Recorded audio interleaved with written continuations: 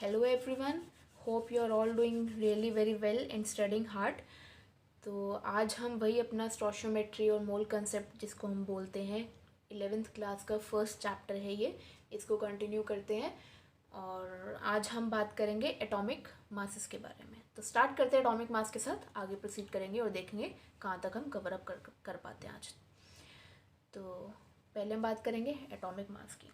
अच्छा, नाम से ही हम कुछ अगर आइडिया लगा पाएँ एटॉमिक मास होता क्या होगा, खुद हम अगर सोचें तो हमें इसका नाम जो है वो तो ये बता रहा है कि एटॉमिक मास मतलब एटम का मास है ना। अच्छा, एटम का मास ठीक है, फाइन। अब एक प्रॉब्लम क्या है कि एटम का मास कैसे निकाला होगा। हमें तो ये पता है ना कि एटम का साइज़ बहुत छोटा होता है, और अगर इसका साइज़ बहुत छोटा है तो एक बहुत ही छोटी सी चीज़ का वेट हम कैसे निकालेंगे। अगर हम ह्यूमन बीइंग है या हम अपने आसपास जितनी भी चीज़ें देखते हैं उनका हम आसानी से वेट कर सकते हैं। हमें क्या करना है, बस उनको ले जाके वेइंग मशीन पे रख देना है और उनका वेट निकल आएगा। पर क्योंकि एटम का साइज़ बहुत ही छोटा होता है तो ये प्रैक्टिकली इम्पॉसिबल ही है एक तरीके से। मतलब सोचने पर भी हंसी आ रही है कि आप एक एटम को वेइंग बैलेंस पे रख के कैसे उसका वेट निकालोगे। तो ये चीज़ प्रैक्टिकली इम्पॉसिबल है। अब एटम का मास तो हमें चाहिए क्योंकि बहुत मतलब आगे और भी साइंस की कैलकुलेशन में बहुत जगह यूज़ होता है, यूजेज है इसकी। तो अब एटम का मास निकालने के लिए साइंटिस्ट ने 1960 से पहले क्या किया था कि उन्होंने, क्योंकि अब डायरेक्टली तो एटम का मास हम नहीं निकाल सकते, हमें पता है प्रैक्टिकली इम्पॉसिबल है वेइंग मशीन पे रख के इसको निकाल, मतलब फनी साउंड कर रहा है ये पूरा बहुत प्रोसेस। तो अब एटम का मास कैसे निकाला उन्होंने एक रिलेटिव एटॉमिक मास निकाला। अब रिलेटिव एटॉमिक मास क्या होता है। अब जैसे आप मानो इस चीज़ को समझने के लिए कि आप हो 50 केजीज़ के, ठीक है, और आपके घर में या फैमिली में एक बेबी है जो है 5 केजीज़ का। तो अब आप अपना जो वेट है, आप अपना 50 केजी का वेट 50 केजी ना कह के आप उसको रिलेट कर रहे हो बेबी के मास से, बेबी के वेट से अपने वेट को रिलेट कर रहे हो। तो that would be your relative weight या रिलेटिव मास। मतलब अगर बेबी 5 केजी का है और आप 50 केजी के हो तो बेबी के रिलेटिवली आपका वेट कितना है, 10 टाइम्स है ना। 5 इंटू 10 50, तो आपका जो रिलेटिव वेट होगा वो होगा 10। तो ऐसे ही एटम का रिलेटिव एटॉमिक मास निकाला गया और क्या किया गया कि जिस भी एटम का हमें एटॉमिक मास चाहिए उस एटम के मास को किसी दूसरे स्टैंडर्डाइज्ड एटम के मास से कंपेयर किया गया, रिलेट किया गया, ठीक है। तो रिलेटिव एटॉमिक मास में क्या किया गया, रिलेटिव एटॉमिक मास क्या होता है, it is a mass of one atom with respect to a fixed standard. मतलब एक एटम का मास हमने निकाला है रिलेटिवली किसी दूसरे एटम के कंपैरिजन में। अच्छा, अब ये दूसरा जो एटम है या जिसको हम फिक्स्ड स्टैंडर्ड बोल रहे हैं, इसका मतलब क्या है। ये फिक्स्ड स्टैंडर्ड है, ये क्या स्टैंडर्ड है और ये कौन से एटम का हमने स्टैंडर्ड लिया है। तो हमने 1961 में जो साइंटिस्ट ने स्टैंडर्ड लिया था रिलेटिव एटॉमिक मास निकालने के लिए वो लिया था कार्बन 12 आइसोटोप का। मतलब कार्बन के आइसोटोप्स होते हैं, उसमें से जो कार्बन 12 आइसोटोप है या हाँ कार्बन 12 आइसोटोप है उसी का, उसको स्टैंडर्ड बना के हर एक एटम के मास को एक कार्बन 12 एटम के मास से रिलेट करके उन एटम्स के मास के बारे में आइडिया दिया, ठीक है। तो अब रिलेटिव एटॉमिक मास होता क्या है। रिलेटिव एटॉमिक मास में हम एक एटम के मास को 1/12 times the mass of one carbon 12 atom से कंपेयर करते हैं, ठीक है। तो फॉर्मूला क्या बनता है इसका, relative atomic mass is equal to mass of one atom divided by 1/12 the mass of one carbon 12 atom. Relative atomic mass क्या होता है, रिलेटिव एटॉमिक मास मैथमेटिकली हम निकालते हैं मास of one atom divided by 1/12 the mass of one carbon 12 atom. मतलब एक atom का जो मास है, एक एटम का जो मास है वो कितने टाइम्स है 1/12 the mass of one carbon 12 atom के। सिंपली ये चीज़ है। अब इसको हम समझेंगे और एग्जांपल्स लेके। तो एक चीज़ हम यहाँ पे और बता दें कि रिलेटिव एटॉमिक मास देखने में तो या समझने में तो नाम थोड़ा सा हमें लग रहा है कि पता नहीं क्या ही चीज़ है, बट रिलेटिव एटॉमिक मास कुछ नहीं है, it is the number of nucleons present in an atom. अब आप मुझसे पूछोगे न्यूक्लियॉन्स क्या होते हैं। न्यूक्लियॉन्स वो स्पीशीज़ होती हैं जो न्यूक्लियस में रिसाइड करती हैं। जो जो स्पीशीज़ न्यूक्लियस में रहती हैं उन स्पीशीज़ को हम बोलते हैं न्यूक्लियॉन्स। अब न्यूक्लियस में कौन सी स्पीशीज़ रहती हैं? Neutrons and protons. न्यूट्रॉन्स और प्रोटॉन्स ही हैं जो न्यूक्लियस में रहते हैं, न्यूक्लियस में रिसाइड करते हैं। ठीक है, तो रिलेटिव एटॉमिक मास कुछ नहीं है, रिलेटिव एटॉमिक मास सिर्फ नंबर ऑफ न्यूक्लियॉन्स है। अब नंबर ऑफ न्यूक्लियॉन्स आप कैसे निकालते हो? अगर आपके पास कोई भी एलिमेंट है, एलिमेंट को हम रिप्रेजेंट कैसे करते हैं? ये एलिमेंट का हम सिंबल ले लेते हैं, मान लिया कि हमारे एलिमेंट का सिंबल x है, और इसके फुट पर हम लिखते हैं इसका atomic number which is represented by z, और इसके हेड पर हम लिखते हैं mass number which is represented by a। तो a क्या है हमारा? Mass number. अब मास नंबर क्या होता है? मास नंबर आप ऐसे समझ सकते हो कि मास नंबर मतलब समथिंग रिलेटेड टू मास। किसी भी एटम का जो मास होता है वो कम्प्लीटली उसके न्यूक्लियस में डिसाइड करता है। क्यों? क्योंकि प्रोटॉन्स और न्यूट्रॉन्स जो होते हैं वो हैवी होते हैं इलेक्ट्रॉन्स से, और प्रोटॉन्स, और यही प्रोटॉन्स और न्यूट्रॉन्स हमारे कहाँ पे रह रहे हैं? न्यूक्लियस में। तो न्यूक्लियस से ही हम मास नंबर निकाल सकते हैं। Mass number that is A is equal to number of neutrons plus number of protons. ठीक है, तो ये न्यूट्रॉन्स और प्रोटॉन्स क्या हो गए? हमारे न्यूक्लियॉन्स। फाइन। तो आपका रिलेटिव एटॉमिक मास कुछ नहीं है, रिलेटिव एटॉमिक मास का मतलब number of neutrons plus number of protons, और you can say mass number, और you can say number of nucleons. Fine.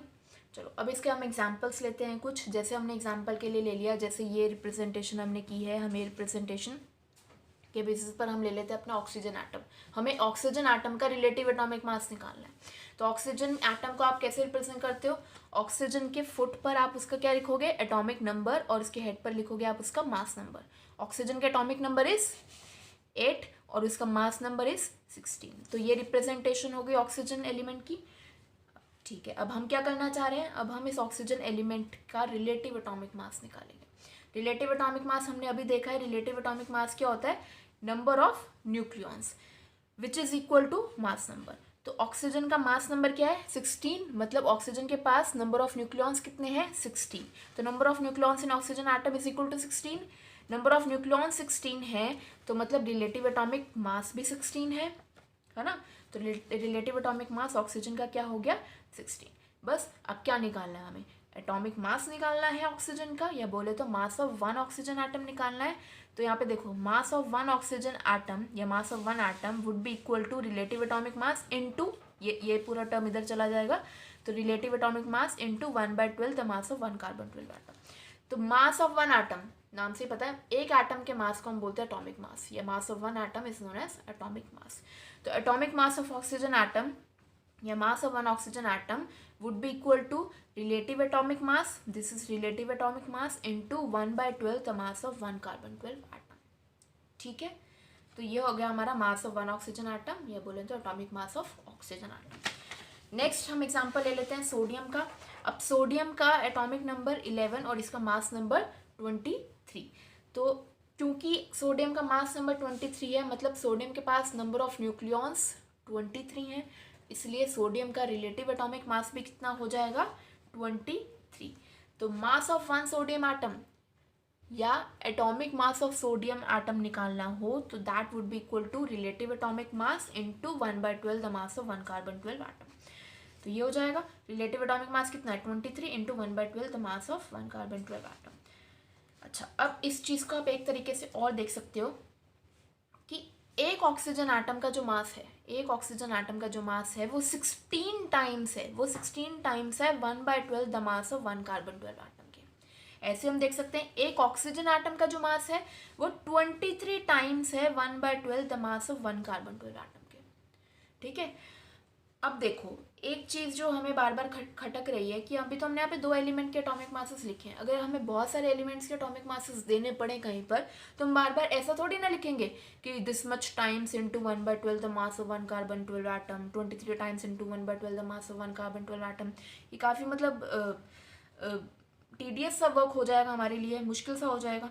तो हम क्या करें, या पहले क्या किया गया था कि इसको, ये जो 1/12 the mass of 1 carbon 12 atom को हमें बार बार ना लिखना पड़े।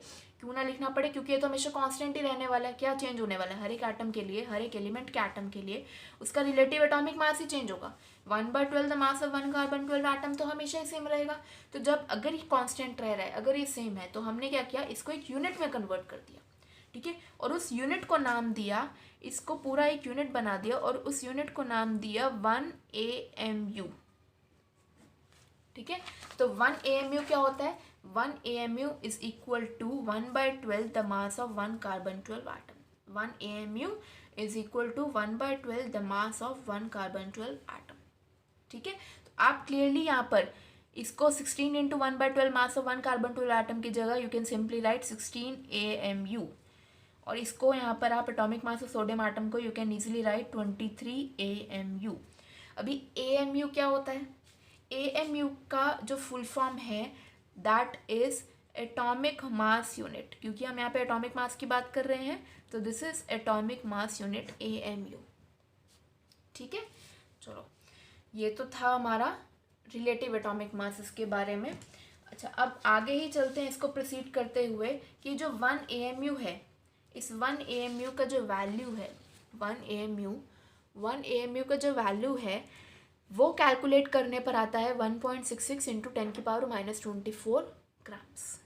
ठीक है, क्योंकि मास ऑफ 1 कार्बन 12 एटम हमने मास स्पेक्ट्रोमेट्री से पता कर लिया था।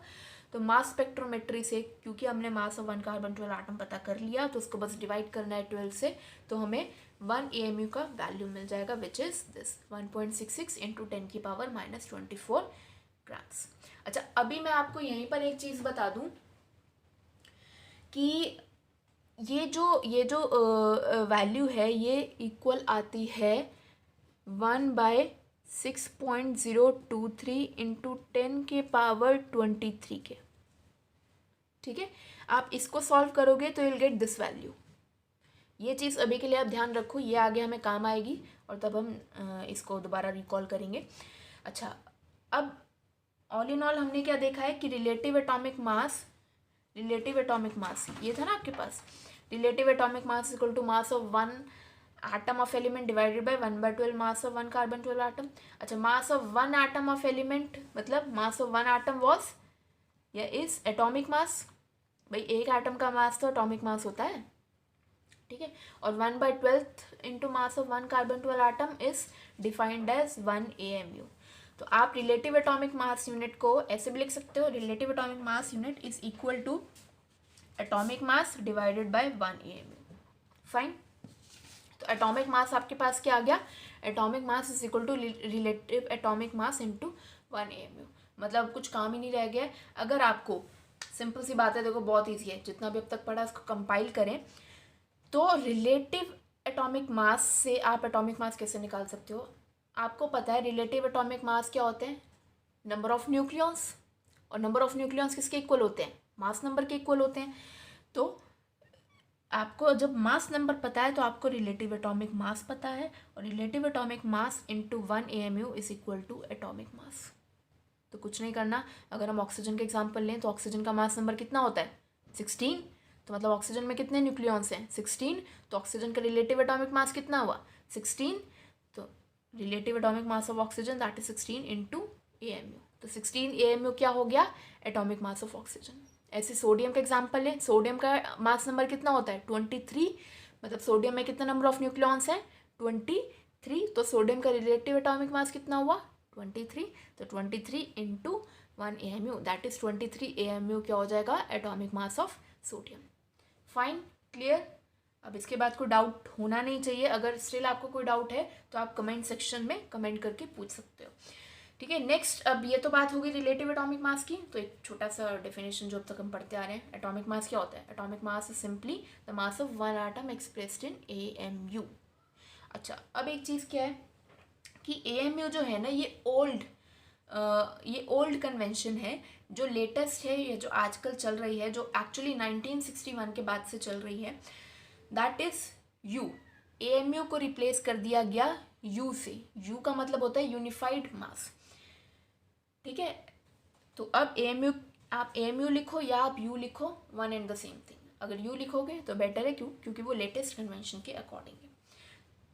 ठीक है, तो अब रिलेटिव जैसे देखो रिलेटिव एटॉमिक मास हमने निकाला है, वैसे हम रिलेटिव मॉलिक्यूलर मास में निकाल सकते हैं।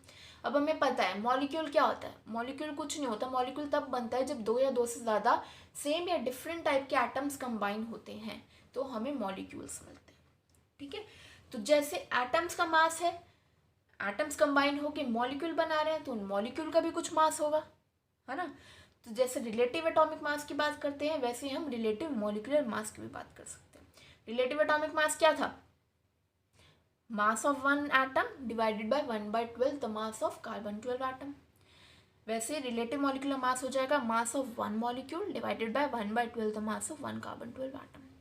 अच्छा, तो 1/12 the mass of one carbon 12 atom is 1 AMU, है ना। और मास of one molecule is molecular mass. एक मॉलिक्यूल के मास को हम बोलते हैं मॉलिक्यूलर मास, एक एटम के मास को हम बोलते हैं एटॉमिक मास। तो mass of one molecule is equal to molecular mass. Molecular mass would be equal to relative molecular mass into 1 AMU। ठीक है, तो ये आपका एकदम सिमिलर ही रिलेशन बन जाता है रिलेटिव एटॉमिक मास की तरह।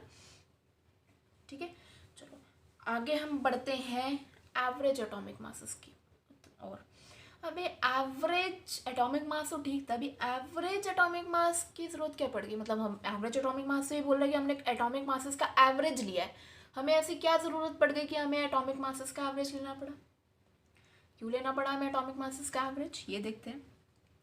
देखो, हमें पता है हमारे पास बहुत सारे एलिमेंट्स ऐसे हैं नेचर में जिनके नेचुरली अकरिंग आइसोटोप्स हैं, मतलब नेचर में उनके आइसोटोप्स प्रेजेंट है, नेचुरली प्रेजेंट है। अब ये आइसोटोप्स की बात कर रहे हैं, तो आइसोटोप्स होता क्या है? आपने 9th 10th स्टैंडर्ड में भी पढ़ा होगा। आइसोटोप्स की डेफिनेशन तो ऑलमोस्ट सबको आती होगी, नहीं भी आती तो हम यहाँ सीखने ही आए हैं, तो हम सीख लेते हैं। आइसोटोप्स क्या होते हैं? आइसोटोप्स वो स्पीशीज होती हैं जिनका एटॉमिक नंबर सेम होता है बट उनका मास नंबर डिफरेंट होता है।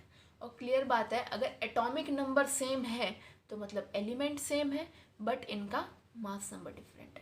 तो आइसोटोप्स क्या होते हैं? आइसोटोप्स का एटॉमिक नंबर सेम होता है बट उनका मास नंबर डिफरेंट होता है। जैसे आइसोटोप्स की हम एग्जांपल ले लेते हैं, हमारे पास कार्बन के आइसोटोप्स हैं। कार्बन का आइसोटोप कैसे है? कार्बन का एटॉमिक नंबर क्या है? 6। कुछ कार्बन ऐसे होते हैं जिनका मास नंबर 12 होता है, कुछ कार्बन ऐसे होते हैं जिनका मास नंबर 13 होता है। ठीक है, तो ये क्या हो गए? ये आपके आइसोटोप्स हो गए दो कार्बन के। ऐसे आप क्लोरीन के एग्जांपल ले सकते हो। क्लोरीन का एटॉमिक नंबर इज 17। तो क्लोरीन का एक आइसोटोप होता है जिसका मास नंबर 35 होता है, क्लोरीन का एक और आइसोटोप होता है जिसका मास नंबर 37 होता है। तो यहाँ पर दो आइसोटोप्स आपको मिल गए क्लोरीन के। अब एक सिंपल सी बात हम आपसे पूछ रहे हैं कि मास नंबर एक आइसोटोप का 35 है, दूसरा आइसोटोप का 37 है, तो मास नंबर के ही अकॉर्डिंगली हम एटॉमिक मास लेते हैं। अब एक का मास नंबर तो 35 है, तो आप इसका एटॉमिक मास 35 रखोगे या आप इसका एटॉमिक मास 37 रखोगे? बल्कि एलिमेंट तो सेम है, एलिमेंट तो क्लोरीन ही है। अब यहाँ पर हमारे लिए स्ट्रगल आ गया कि भाई एटॉमिक मास कौन सा डिसाइड करें, या तो 35 एटॉमिक मास हो गया, 37 एटॉमिक मास हो गया। तो इस सिचुएशन को ओवरकम करने के लिए, इस ग्लिच को ओवरकम करने के लिए क्या किया गया? इन दोनों आइसोटोप के जो मासेस हैं, इन दोनों आइसोटोप के जो मासेस हैं उनका एवरेज ले लिया गया। अब एवरेज कैसे लिया गया कि ये जो आइसोटोप है ये नेचुरली अकरिंग आइसोटोप है, इसकी कुछ नेचुरल अबंडेंस होगी, से x1% होगी नेचर में, मान लेते हैं 75% एग्जिस्ट करता है नेचर में, और यही वाला आइसोटोप जो है ये 25% एग्जिस्ट करता है नेचर में, इसकी नेचुरल अबंडेंस होगी x2%। ठीक है, ये जस्ट फॉर एन एग्जाम्पल ले रहे हैं हम, ये आगे पीछे भी हो सकता है, ये बस हमने सपोज किया है ऐसा कुछ है। तो अब इसके बेसिस पर हम एवरेज एटॉमिक मास निकालेंगे। एवरेज एटॉमिक मास मतलब वो जो एटॉमिक मास होगा वो श्योरली 35 और 37 के बीच में कहीं लाई करता होगा। तो एवरेज एटॉमिक मास हम कैसे निकालते हैं? हम क्या करते हैं, जितने भी नेचुरली अकरिंग आइसोटोप्स हैं उन सब आइसोटोप्स की नेचुरल अबंडेंस, उन सभी आइसोटोप्स की नेचुरल अबंडेंस को मल्टीप्लाई करते हैं उनके एटॉमिक मासेस से। जैसे देखो आप, एवरेज एटॉमिक मास हमें किसी एलिमेंट x का निकालना हो तो that would be equal to अब उस एलिमेंट के कितने भी नंबर ऑफ आइसोटोप्स हो सकते हैं, उसके 2 आइसोटोप भी हो सकते हैं, 4 भी हो सकते हैं, 5 भी हो सकते हैं, 6 भी हो सकते हैं, कितने भी हो सकते हैं आइसोटोप्स, मतलब it can have n number of isotopes. तो अगर हमारे पास एवरेज एटॉमिक मास निकालना है हमें x का, तो क्या करेंगे हम उसके फर्स्ट आइसोटोप का मास, उसके फर्स्ट आइसोटोप का मास या उसके फर्स्ट आइसोटोप का एटॉमिक मास इनटू उस आइसोटोप का percentage abundance in nature plus second isotope का एटॉमिक मास इनटू उस सेकेंड आइसोटोप के परसेंटेज अबंडेंस। ये हम तब तक जोड़ते जाएंगे जब तक हमारे सारे आइसोटोप्स कवर अप नहीं होते हैं। इनको डिवाइड कर देंगे 100 से। 100 से क्यों डिवाइड किया है? क्योंकि हमने यहाँ पर जो अबंडेंस ली दैट इज परसेंटेज अबंडेंस ली थी, इसलिए इसको 100 से डिवाइड करना पड़ा। तो A इज एटॉमिक मास और X is percentage abundance in nature. तो इस तरीके से हम एवरेज एटॉमिक मास निकाल सकते हैं। तो इसके ऊपर एक क्वेश्चन कर लेते हैं हम, साथ के साथ एग्जाम्पल ले लेते हैं। एग्जाम्पल है हमारे पास ये कि we have 75% of Cl35 which has an atomic mass of 35 AMU and 25% of Cl37 which has an atomic mass of 37 AMU। तो ये डाटा हमें गिवन है। हमें इन क्लोरीन का एवरेज एटॉमिक मास निकालना है। Average atomic mass in chlorine के isotopes के लिए निकालना है। तो क्या करें? एवरेज एटॉमिक मास, क्योंकि हमें यहाँ पे 2 आइसोटोप्स दे रखे हैं। कौन कौन से आइसोटोप्स हैं? एक तो हमारे पास है क्लोरीन 35 और एक है हमारे पास क्लोरीन 37। अब क्लोरीन 35 का एटॉमिक मास कितना है? कितना एटॉमिक मास है? 35 AMU। और इसका कितना एटॉमिक मास है? 37 AMU। फाइन। क्लोरीन 35 की परसेंटेज अबंडेंस कितनी है? 17%, 75%, सॉरी, कितना है? 75%। और इस क्लोरीन की परसेंटेज अबंडेंस कितनी है? देखो, अगर ना भी दी हो ना आपको परसेंटेज अबंडेंस, बट आपको ये पता है कि इसके 2 ही आइसोटोप्स दे रखे हैं, तो और किसी आइसोटोप का पूरे क्वेश्चन में कहीं पे भी मेंशन नहीं किया गया है, तो आप क्या करो, 100% तो होगा ना, तो 100% में से एक आइसोटोप की परसेंटेज को माइनस कर दो, जो रिमेनिंग होगी वो दूसरे आइसोटोप की परसेंटेज अबंडेंस होगी। फाइन। तो इसकी परसेंटेज अबंडेंस कितनी आ गई हमारे पास? X2% कितना आ गया हमारे पास? 25%। ठीक है। अब इस डाटा से हमें एवरेज एटॉमिक मास निकालना है क्लोरीन का। तो average atomic mass of chlorine, average atomic mass of chlorine क्या हो जाएगा? Atomic mass of first isotope कितना है? 35 AMU। 35 इंटू इसकी परसेंटेज अबंडेंस कितनी है? 75%। Plus atomic mass of second isotope that is 37 AMU into इस सेकेंड आइसोटोप की परसेंटेज अबंडेंस कितनी है?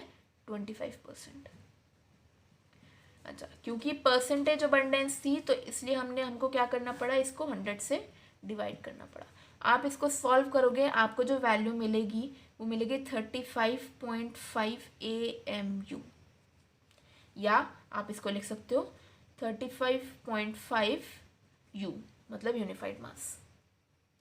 ठीक है। तो इस तरीके से हम एवरेज एटॉमिक मास निकालते हैं, और एवरेज एटॉमिक मासेस सिर्फ उन एलिमेंट्स के निकलते हैं जिन एलिमेंट्स के नेचुरली अकरिंग आइसोटोप्स प्रेजेंट होते हैं। फाइन। चलो नेक्स्ट हम मूव करते हैं ग्राम एटॉमिक मास की तरफ। देखो, अब तक हमने क्या क्या पढ़ा है? अब तक हमने पढ़ा है रिलेटिव एटॉमिक मास क्या होता है, एटॉमिक मास क्या होता है। एटॉमिक मास क्या होता है? एक एटम के मास को हम बोलते हैं एटॉमिक मास, और उस एटम, और ये जो एटॉमिक मास होता है एक एटम का मास, उसको हम किस में एक्सप्रेस करते हैं? AMU, एटॉमिक मास यूनिट में, या यूनिफाइड मास में, U में।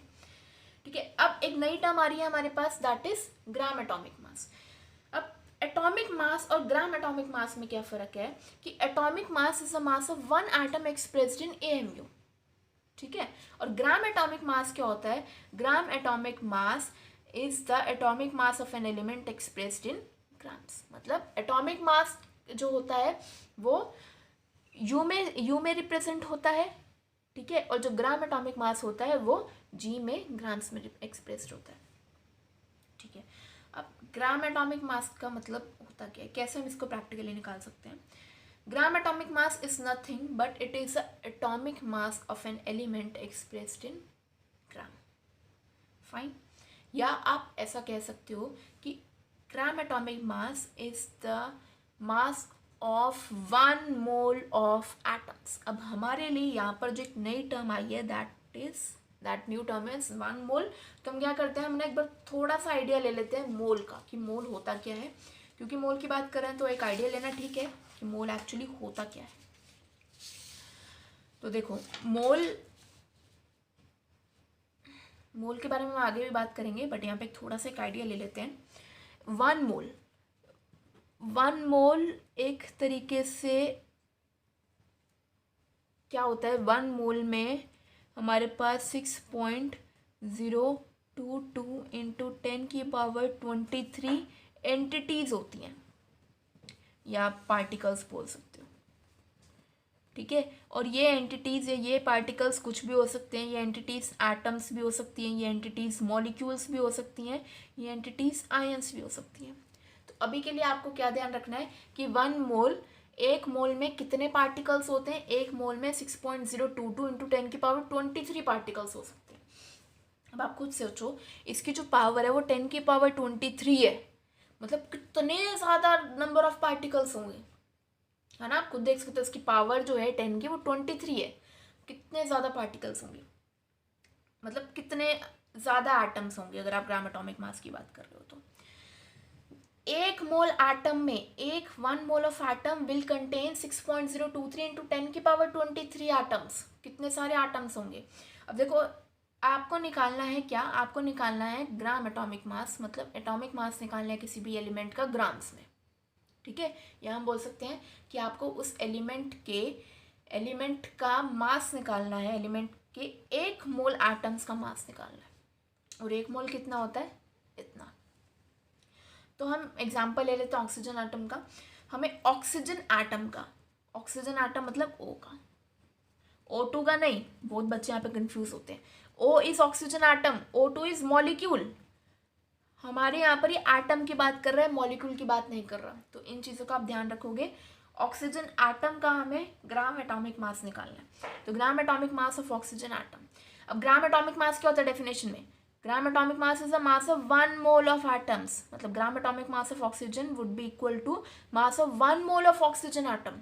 Gram atomic mass of oxygen would be equal to mass of 1 mole of oxygen atom, और 1 मोल में कितने होते हैं, इतने ऑक्सीजन एटम्स, ठीक है। तो आप बोल सकते हो कि gram atomic mass of oxygen atom would be equal to mass of 6.022 into 10⁻23 oxygen atoms, ठीक है। इतने सारे ऑक्सीजन एटम का मास। अब हमें इतने सारे ऑक्सीजन एटम का मास तो नहीं पता, बट हमें एक ऑक्सीजन एटम का मास पता है, हमें एटॉमिक मास पता है ऑक्सीजन का, कितना होता है 16 AMU, 16U, ठीक है। तो 16U क्या है, एटॉमिक मास है एक ऑक्सीजन एटम का, और हमारे पास कितने ऑक्सीजन एटम्स हैं 6.022 इंटू 10⁻23, तो इतने से मल्टीप्लाई कर देंगे। अच्छा अब एक चीज़ है, ये जो 6.022 इंटू 10⁻23 है ना, हम इसको बार बार इससे लिखने से बचने के लिए हम इसको एक सिंबल दे देते हैं, दैट इज Na मतलब एवोगाड्रोस नंबर, आगे भी हम बात करेंगे इसकी। Na इज एवोगाड्रोस नंबर, ठीक है। तो आप ये लिखो या Na लिखो, एक ही बात है, क्योंकि Na रिप्रेजेंट कर रहा है 6.022 इंटू 10⁻23 एंटिटीज़ को, ठीक है। तो आप यहाँ पर 6.022 इंटू 10⁻23 की जगह आप लिख सकते हो Na Avogadro number into 16 AMU।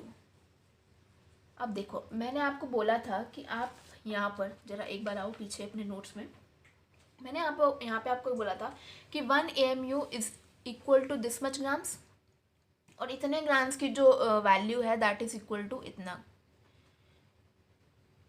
मतलब अगर आप 1/6.023 या 22 इंटू 10⁻23 को की वैल्यू निकालोगे तो इसके इक्वल आएगी, मतलब 1 AMU को इक्वल आएगी। और आपको पता है ये जो है इसको हमने भी क्या नाम दिया है, Na एवोगाड्रो नंबर, तो ये क्या हो गया 1/Na। आप यहाँ पे सिंपली लिख सकते हो कि 1/Na किसके इक्वल हो गया, 1/Na ग्राम्स, 1/Na ग्राम्स किसके इक्वल हो गया 1 AMU के। तो 1 AMU की जगह हम क्या लिख सकते हैं 1/Na ग्राम्स। तो यहाँ पर हमने क्या किया 1 AMU की जगह 16 को 16 रहने दिया, और AMU की जगह हमने क्या लिखा 1/Na ग्राम्स, ठीक है। तो Na से अब Na कैंसिल आउट हो जाएगा, हमारे पास कितना बचा 16 ग्राम्स। तो 16 ग्राम हमारे पास क्या आ गया, atomic mass of oxygen atoms, gram atomic mass of oxygen atoms, ठीक है। अब यहाँ पर जिस एक चीज़ की क्लैरिटी लेने की ज़रूरत है वो एक और चीज़ है कि देखो हमने क्या बोला, ग्राम atomic mass is the mass of 1 mole of atom. 1 mole atoms का मास इज ग्राम एटॉमिक मास। आप इसको ग्राम एटॉमिक मास ना बोलकर आप इसको मोलर मास ऑफ एटम्स भी बोल सकते हो, क्योंकि जैसे एटॉमिक मास क्या होता है, मास ऑफ 1 एटम, वैसे मोलर मास ऑफ एटम्स क्या होता है, mass of 1 mole of atoms. मतलब mass of 1 mole of atoms is equal to gram atomic mass, या you can also say that they are equal to molar mass of atoms. ठीक है, तो अब जब जितना हमने अब तक पढ़ा है उसकी एक ब्रीफ ले लेते हैं। कैसे लेंगे, हम ऑक्सीजन एटम की बात करते हैं। तो ऑक्सीजन एटम की बात कर रहे थे, तो फॉर ऑक्सीजन एटम ध्यान से देखना, बच्चे इसमें बहुत ज़्यादा कंफ्यूज होते हैं, उनको मोलर मास, ग्राम एटॉमिक मास, एटॉमिक मास में डिफरेंस ही समझ में नहीं आता। तो यहाँ पर हम देखने वाले हैं क्या डिफरेंस है, जो इनके बारे में था वो हमने सब नॉलेज गैदर कर ली है। तो फॉर ऑक्सीजन एटम, एक ऑक्सीजन एटम के लिए अगर मैं आपको बोलूँ आपको एटॉमिक मास निकालना है, तो एटॉमिक मास क्या होता है, मास ऑफ 1 ऑक्सीजन एटम, या mass of 1 atom is atomic मास। और इस एटॉमिक मास को हम किस में एक्सप्रेस करते हैं, यू में, एटॉमिक मास यूनिट में। 1 ऑक्सीजन एटम का एटॉमिक मास कितना होता है, 16 AMU, या आप इसको क्या लिख सकते हो, 16U। फाइन, तो ये तो हो गया atomic mass of oxygen atom. अगर मैं बोलूँ आपको ग्राम एटॉमिक मास निकालना है, हम आपसे पूछ रहे हैं ग्राम atomic mass of oxygen atom, तो एटॉमिक मास क्या होता है, एक एटम का मास। ग्राम एटॉमिक मास क्या होता है, 1 मोल एटम्स का मास। और 1 मोल ऑक्सीजन एटम का मास यहाँ पे आपने कितना निकाला है, 16 ग्राम्स।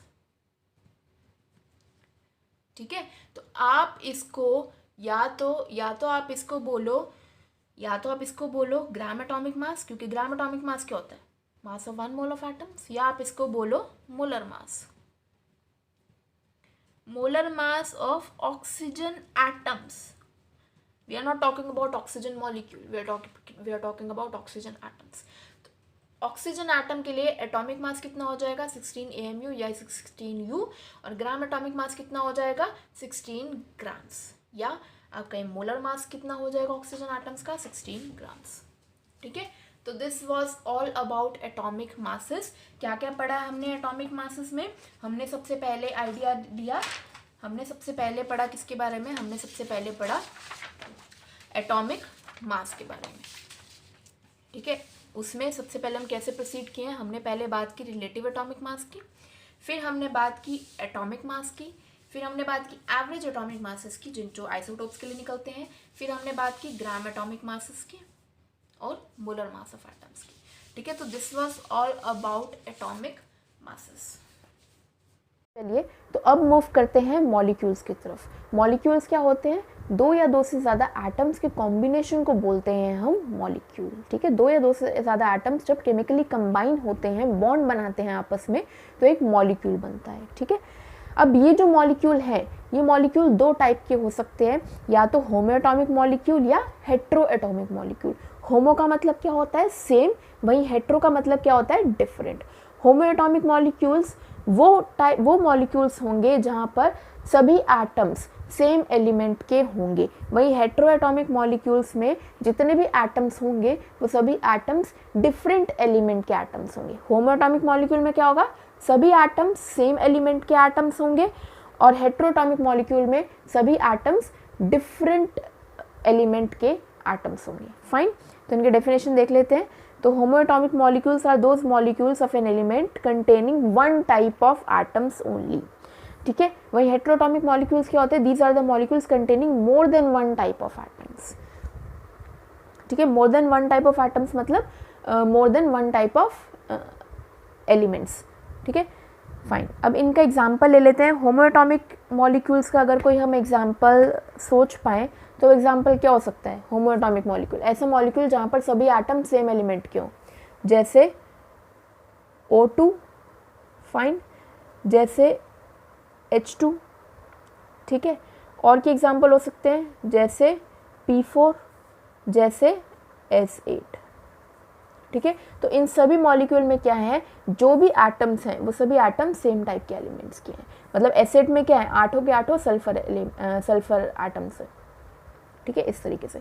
हेट्रो एटॉमिक मॉलिक्यूल का कोई एग्जांपल हम सजेस्ट कर सके तो HCl, ठीक है, हेट्रो एटॉमिक मॉलिक्यूल है। क्यों? क्योंकि इस मॉलिक्यूल में एक एटम हाइड्रोजन एलिमेंट का है, वहीं दूसरा एटम क्लोरीन एलिमेंट का है।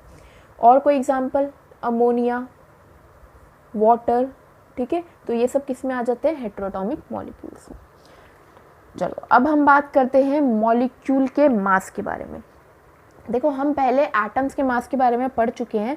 हमें पता है कि जो एटम्स होते हैं, हर एक एटम का कुछ ना कुछ अपना एक मास होता है, हर एक एलिमेंट के एटम का अपना कुछ ना कुछ मास होता है।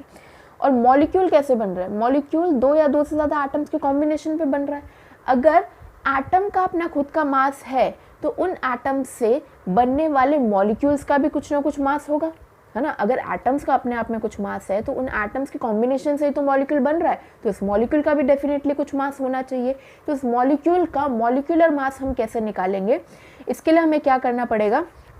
जितने भी एटम्स हैं मॉलिक्यूल में प्रेजेंट, जितने भी एटम्स हैं, उन सभी एटम्स के एटॉमिक मासेस को हमें ऐड करना है।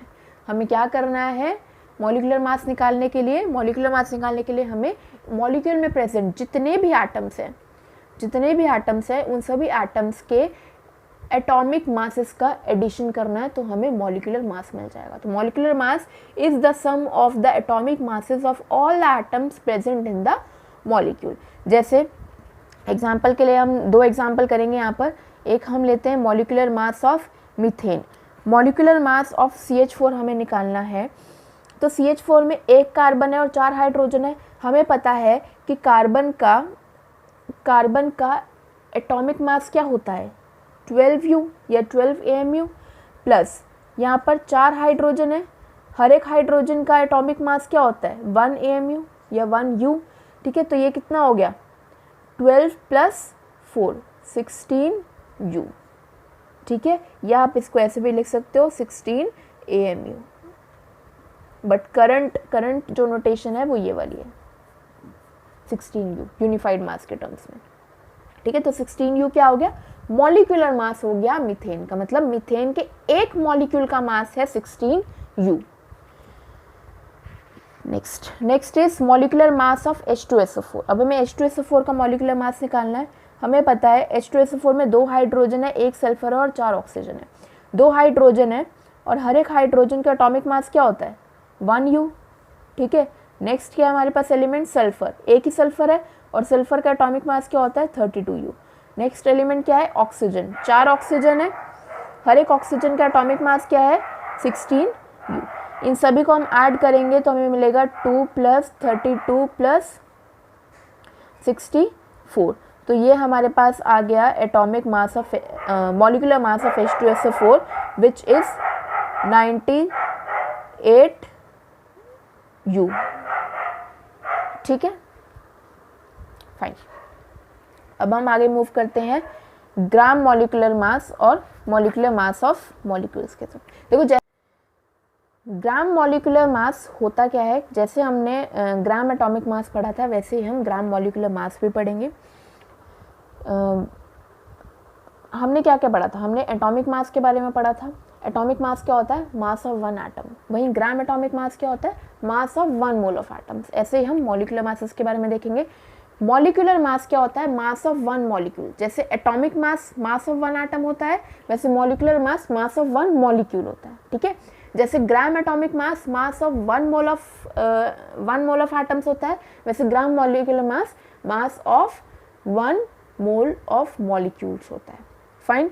तो ग्राम मॉलिक्यूलर मास को आप कैसे बोल सकते हो? It is a molecular mass of a substance expressed in grams, ठीक है। या आप बोल सकते हो कि it is the mass of 1 mole of molecules. मतलब 1 मोल मॉलिक्यूल्स के मास को हम बोलते हैं ग्राम मॉलिक्यूलर मास। 1 मोल मॉलिक्यूल्स मतलब 6.023 × 10⁻23 मॉलिक्यूल्स के मास को हम बोलते हैं ग्राम मॉलिक्यूलर मास, ठीक है। तो इसका एक एग्जांपल लेके चलते हैं। हम ग्राम मॉलिक्यूलर मास निकालेंगे O2 मॉलिक्यूल का, ठीक है।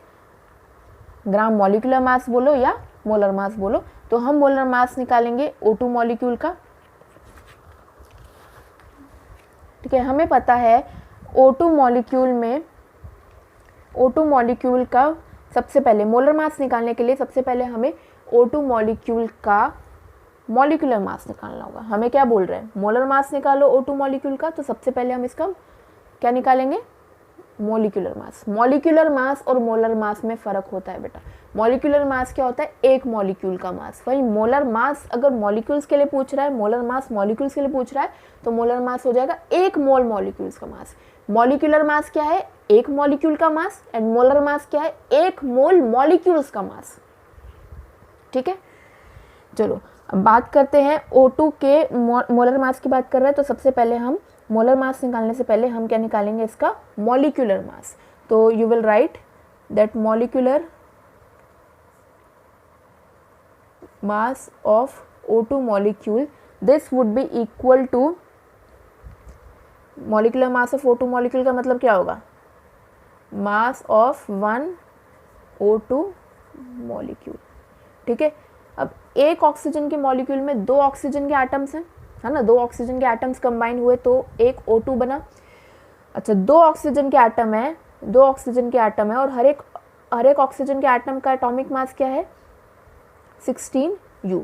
तो ये कितना बना आपके पास, mass of 1 O2 molecule, molecular mass of O2 कितना बना आपके पास, 32U। ठीक है, 32U क्या हुआ है, molecular mass of O2। O2 के एक मॉलिक्यूल का मास है 32U। यहाँ हमारा क्वेश्चन अभी खत्म नहीं हुआ है, वो हमसे मॉलिक्यूलर मास नहीं पूछ रहा है, क्वेश्चन में हमसे मोलर मास पूछ रहा है, मतलब एक मोल मॉलिक्यूल्स का मास पूछ रहा है। तो molar mass, you will write molar mass या ग्राम मॉलिक्यूलर मास, दोनों सेम चीज़ है।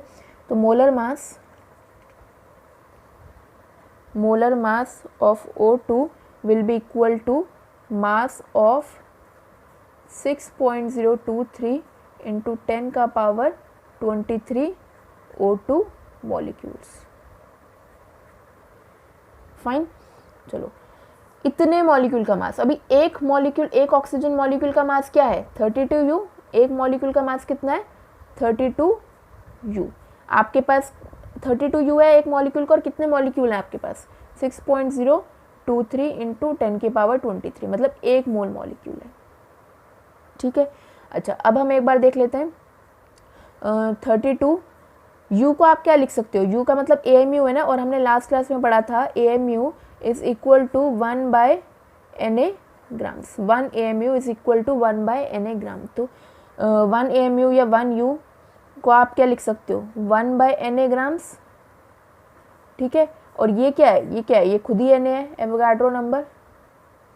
तो Na से Na कैंसिल, तो आपके पास कितना बचा, 32 ग्राम्स। तो 32 ग्राम्स क्या हो गया, 32 gram is the molar mass of O2 molecule. Fine, चलो अब तक जितना पढ़ा है ना उसको एक बार कंपाइल कर लेते हैं। कैसे कंपाइल कर लेते हैं हम, जैसे हमने लास्ट क्लास में भी किया था, उसमें लास्ट टाइम भी किया था हमने ऑक्सीजन एटम के लिए, तो वैसे हम ऑक्सीजन मॉलिक्यूल के लिए देख लेते हैं।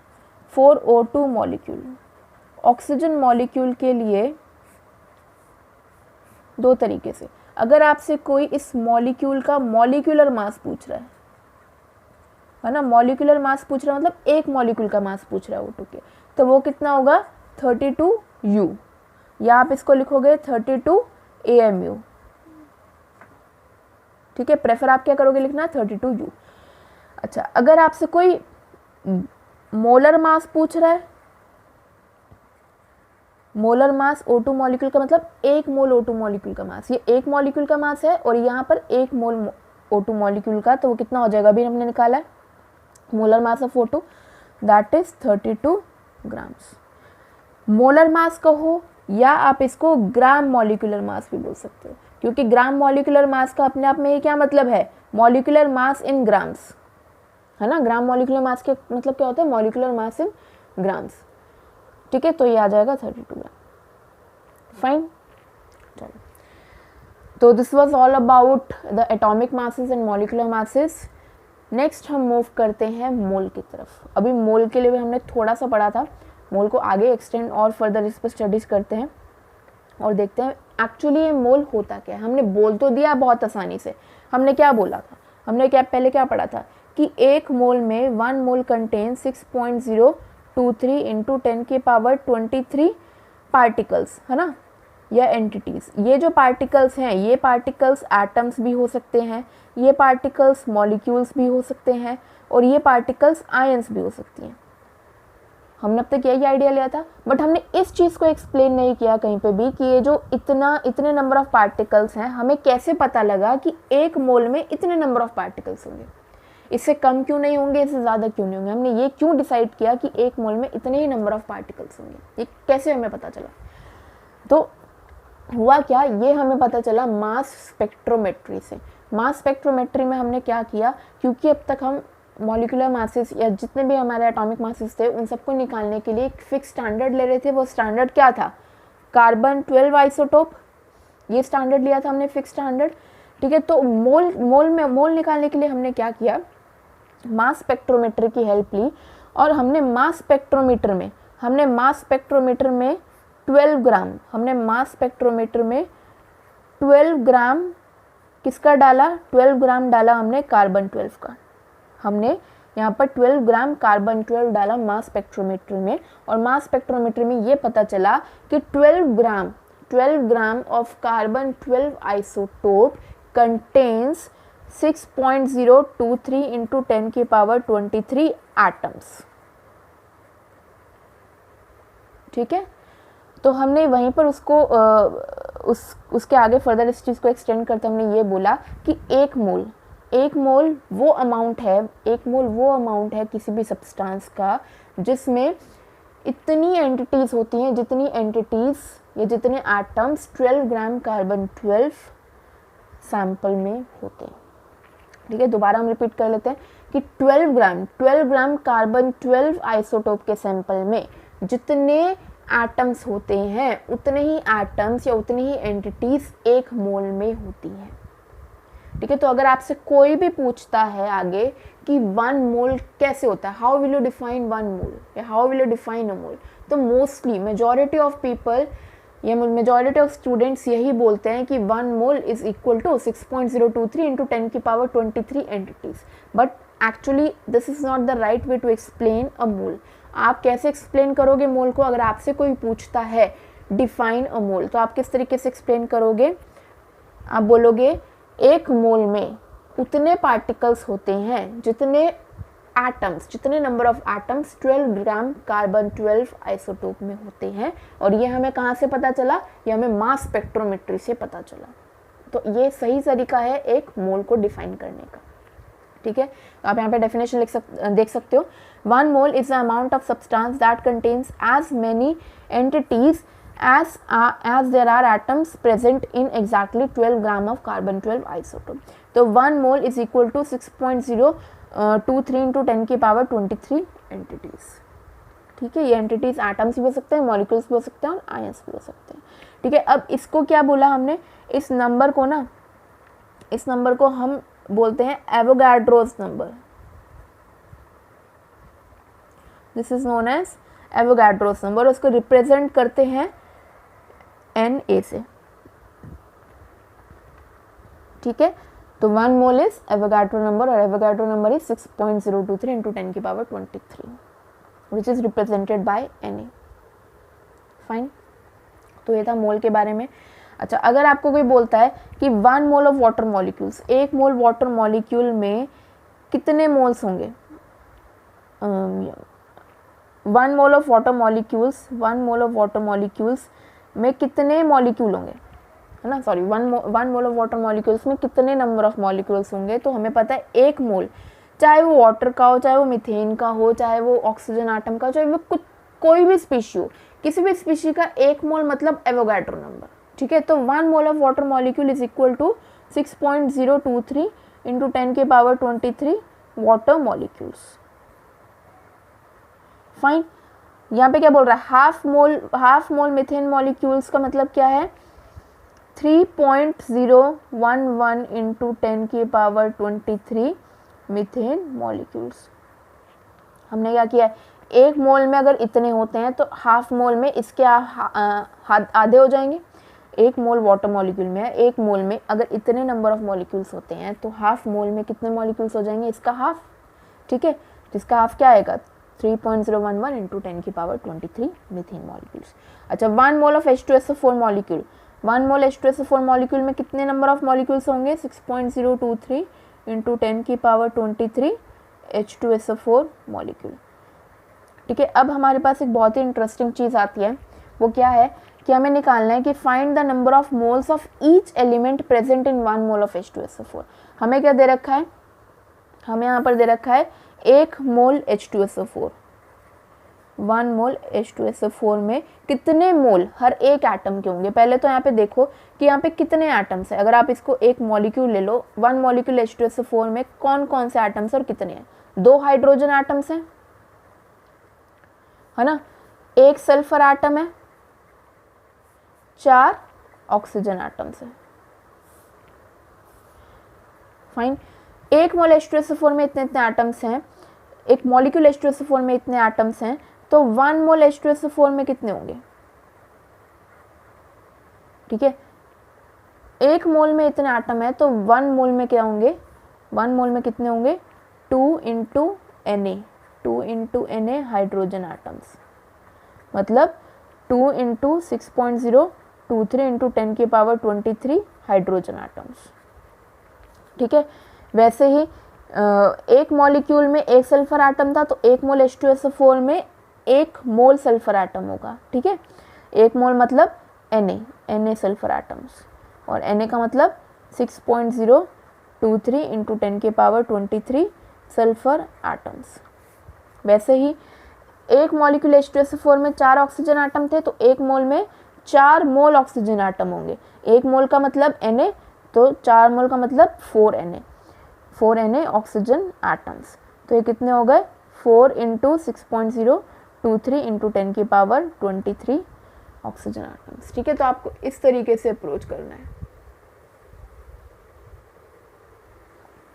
ठीक है, तो ये आपका करेक्ट एक्सप्लेनेशन है, इस तरीके से आप अप्रोच करोगे इन टाइप के क्वेश्चंस को। चलिए आगे इस चीज़ को एक्सटेंड करते हैं। अब मोल तो हमने सीख लिया कि मोल होता क्या है और एग्जैक्ट डेफिनेशन क्या है मोल की। अब हम बात करेंगे अब हम बात करेंगे कि एक्चुअली हम मोल्स को निकालते कैसे हैं। What is the right way to find out the number of moles. मतलब अगर हमें कोई भी सब्सटेंस दे रखा है किसी भी अमाउंट में, ठीक है, तो उस गिवन अमाउंट से हम कैसे पता करेंगे कि उस गिवन अमाउंट में कितने नंबर ऑफ मोल्स हैं, हमें तो ये पता करना है।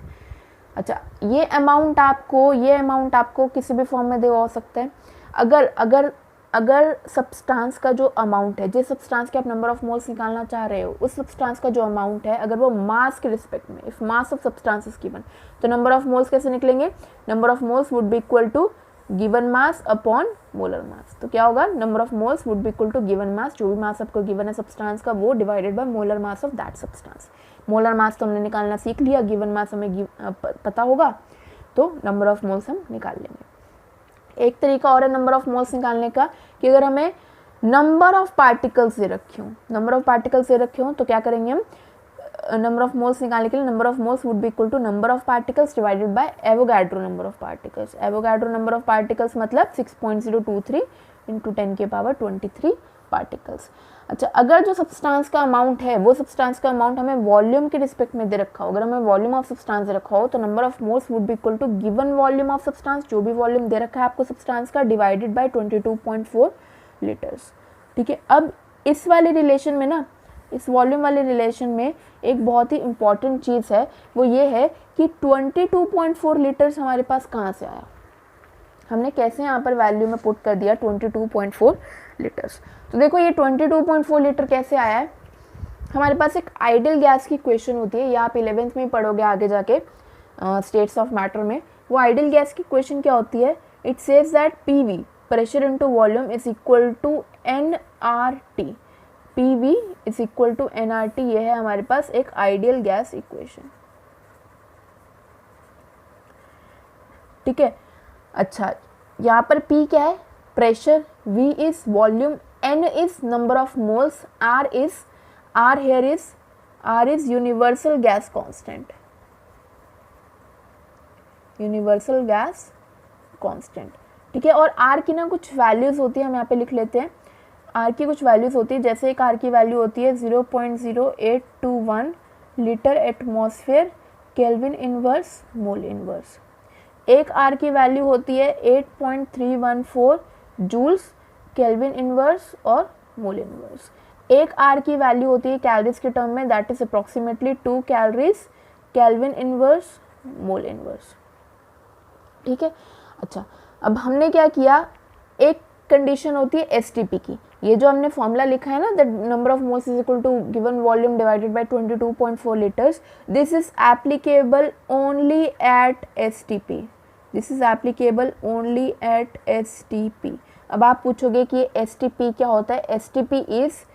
एसटीपी इज स्टैंडर्ड, एसटीपी की फुल फॉर्म होती है standard temperature pressure, standard temperature pressure. मतलब यहाँ पे कुछ फिक्स्ड और स्टैंडर्डाइज टेम्परेचर और प्रेशर होता है, जहाँ पर जो टेम्परेचर होता है T that is equal to 0 degree Celsius और जो प्रेशर होता है that is equal to 1 atmosphere pressure. 0 degree Celsius को केल्विन में कन्वर्ट करेंगे तो कितना आएगा, 273 केल्विन।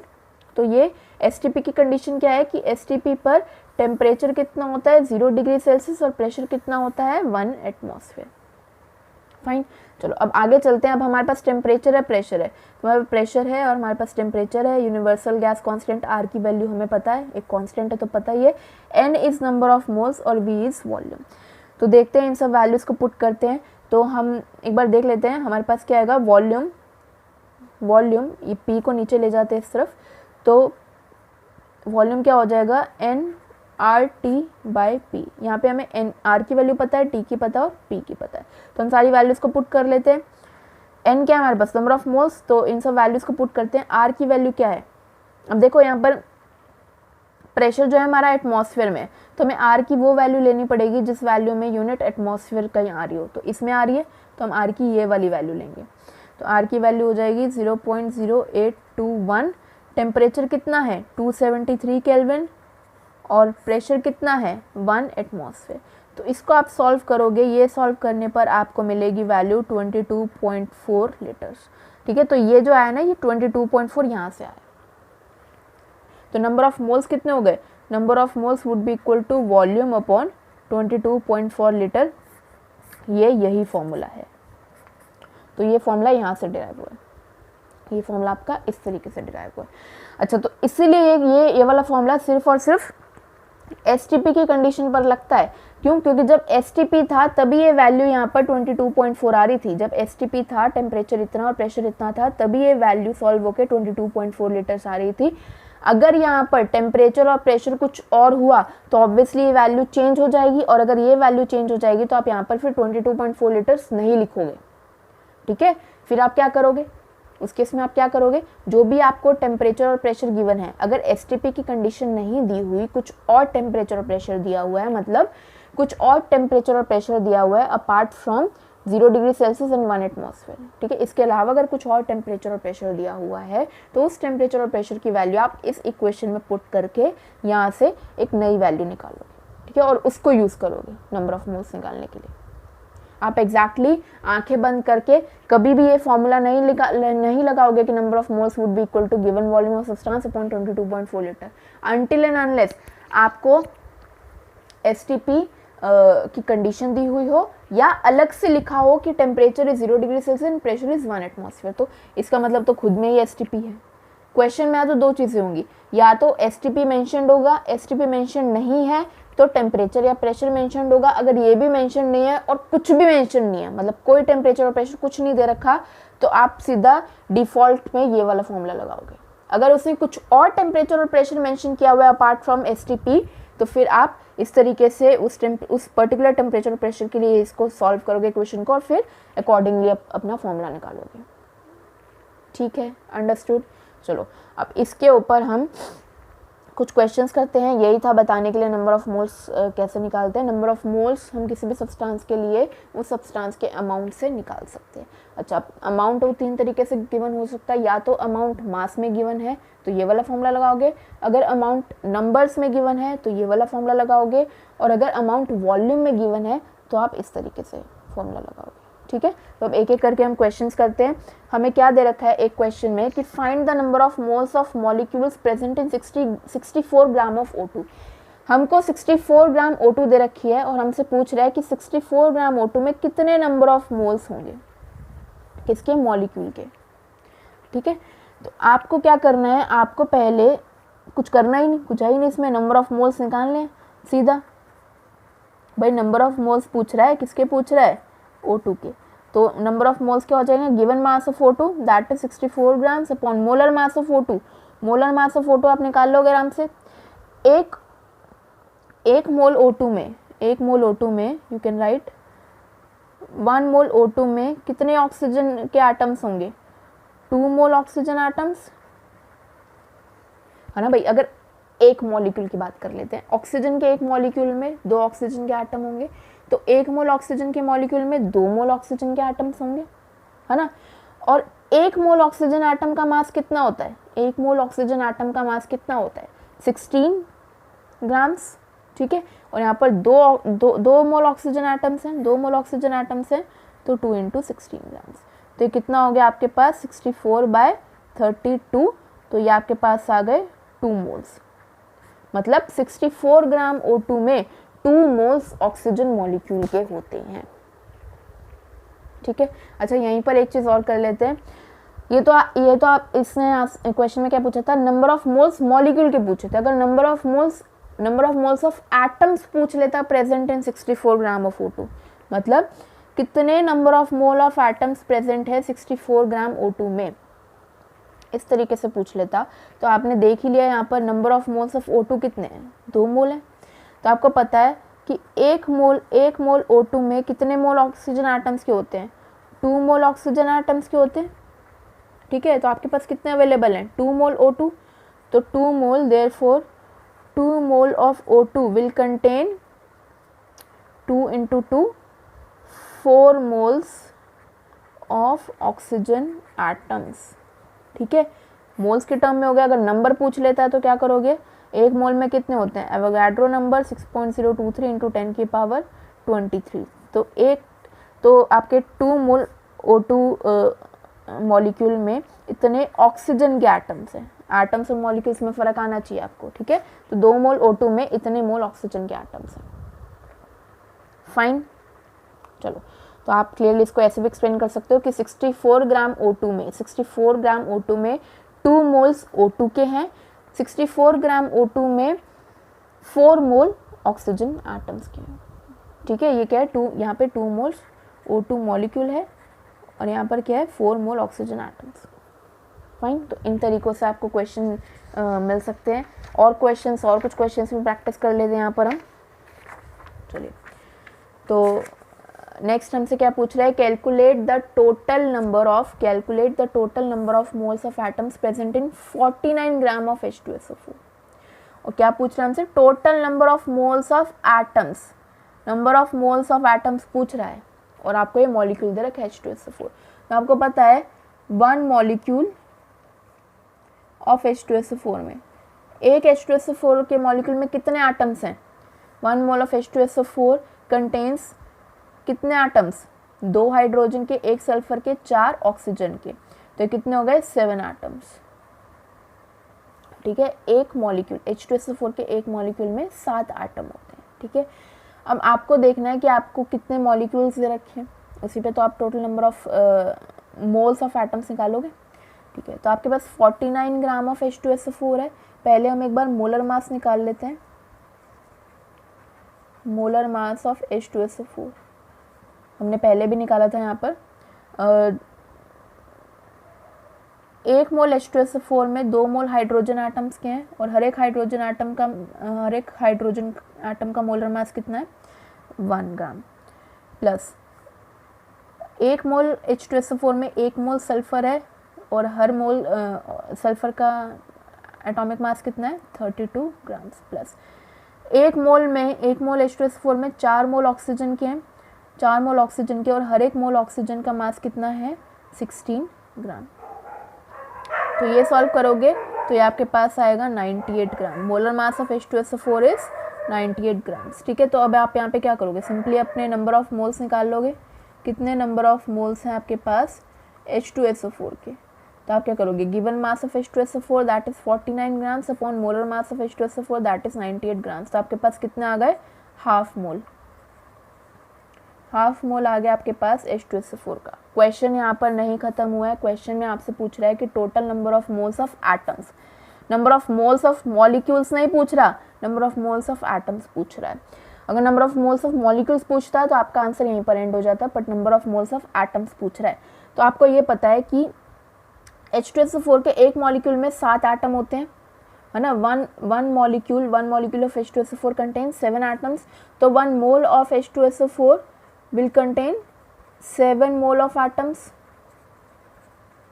है ना। आपके पास कितना अवेलेबल है, हाफ मोल H2SO4 का। अगर एक मोल में 7 मोल एटम्स होते हैं तो हाफ मोल में कितने होंगे, half mole of H2SO4 will contain 7/2 mole of oxygen atom, 7/2 mole of atoms, total atoms, ठीक है। और 7/2 मोल ऑफ टोटल एटम्स मतलब 7/2 इंटू 6.023 इंटू 10 की पावर 23, ठीक है। तो इस तरीके से आप इसको करोगे, इतने टोटल नंबर ऑफ एटम्स आ जाएंगे आपके पास 49 ग्राम H2SO4 में। चलो नेक्स्ट क्वेश्चन की तरफ मूव करते हैं। नेक्स्ट क्वेश्चन में क्या बोल रहा है, calculate the volume at STP occupied by 240 grams of SO2। अब यहाँ पे वॉल्यूम पूछ रहा है, और वो भी वॉल्यूम किस पे पूछ रहा है, STP पर पूछ रहा है वो वॉल्यूम, कितने किसका, SO2 का पूछ रहा है। चलो अब इस क्वेश्चन को ना हम 2 तरीके से कर सकते हैं। पहला तरीका तो हम देखते हैं, पहला तरीका तो ये हो जाएगा कि हमें इसने 240 ग्राम्स ऑफ SO2 दे रखा है। चलो तो हम क्या करेंगे, मोलर मास ऑफ SO2 निकाल लेते हैं। मोलर मास ऑफ SO2 मतलब 1 मोल SO2 का मास, मोलर मास ऑफ SO2 में क्या है, एक सल्फर है, एक सल्फर का मोलर मास कितना होता है 32 ग्राम्स प्लस 2 ऑक्सीजन है, हर एक ऑक्सीजन का मोलर मास कितना होता है 16 ग्राम्स, तो ये कितना आ गया हमारे पास 64 ग्राम। 64 ग्राम क्या है, मोलर मास ऑफ SO2। अच्छा, मोलर मास मतलब 1 मोल का, जब नंबर ऑफ मोल्स SO2 के 1 हैं तो उस केस में मास कितना आ रहा है इसका 64 ग्राम्स। तो इस यहाँ पर वॉल्यूम की बात हो रही है, तो एक बार वॉल्यूम देख लेते हैं। वॉल्यूम कितना हो जाएगा, ये वाला रिलेशन लगाना है आपको।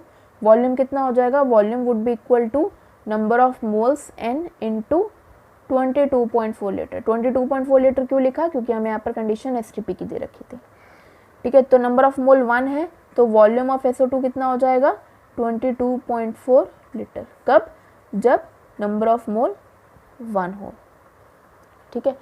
तो आप यहाँ पे लिख सकते हो सिंपली कि 64 grams SO2 occupies 64 grams of SO2 occupies 22.4 litre volume, ठीक है। तो 1 ग्राम SO2 कितना ऑक्यूपाई करेगा 22.4 डिवाइडेड बाय 64 लीटर्स, ठीक है। आपके पास कितना ग्राम अवेलेबल है 240 ग्राम्स, तो 240 ग्राम्स कितना ऑक्यूपाई करेगा, 240 gram of SO2 will occupy 22.4 by 64 into 240 litres. तो ये पूरा सॉल्व करके आपको मिलेगा, ये पूरा सॉल्व करके यू विल गेट 84 लीटर्स, ठीक है। तो इसी को अब आगे एक्सटेंड करते हुए चलते हैं, और जो दूसरा तरीका है इसको करने का वो देखते हैं। तो यू विल गेट 84 लीटर्स, और ये किस पर आए STP पर। चलो अब एक और जो तरीका है इस क्वेश्चन को करने का, वो क्या है कि इतना सब सोचने की ज़रूरत ही नहीं थी। आपको मास दे रखा है SO2 का मास दे रखा है, और SO2 का वॉल्यूम निकालना है STP पर। तो मास दे रखा है, तो आप सीधा मोल्स ऑफ SO2 निकालो। Given mass of SO2 that is 240 upon molar mass of SO2 that is 64, तो ये आपके पास 3.75 मोल्स आ जाएंगे, ठीक है। अब आपको क्या निकालना है, वॉल्यूम निकालना है ना STP पर। तो आपको ये पता है रिलेशन कि moles, number of moles would be equal to volume divided by number of moles is equal to volume divided by 22.4 litres. तो वॉल्यूम तो आपको निकालना है, तो volume of SO2 would be equal to number of moles of SO2 into 22.4 liter. Number of moles of SO2 is 3.75 into 22.4 liters. आप इसको solve करोगे तो you'll get 84 liters. तो यहाँ पे भी आंसर 84 आ रहा है और इस तरीके से भी 84 आंसर आ रहा है। तो you can do this question in both the ways. ठीक है, तो दोनों तरीक़ों से आप इस क्वेश्चन को अटेम्प्ट कर सकते हो। तो नंबर ऑफ मोल्स के बेसिस पर इतने ही हमारे पास पॉसिबल टाइप ऑफ क्वेश्चंस बन सकते हैं।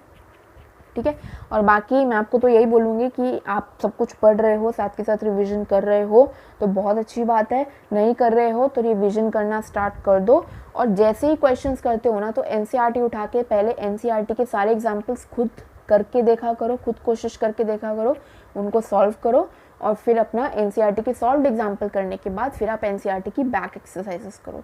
हर एक चैप्टर को साथ के साथ करते जाओ, हर एक चैप्टर को A to Z concepts clear करके उसके साथ के साथ क्वेश्चंस अटेम्प्ट करते जाओ।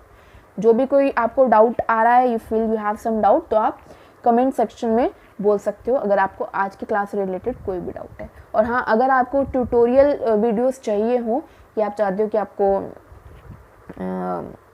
अपनी एनसीईआरटी के बैक क्वेश्चंस की एनसीईआरटी की ट्यूटोरियल क्लास मिल जाए जहाँ पर हर एक क्वेश्चन डिस्कस हो एनसीईआरटी का, तो आप मुझे कमेंट सेक्शन में बता सकते हो। हम अलग से एनसीईआरटी के क्वेश्चंस के लिए भी वीडियो बना लेंगे।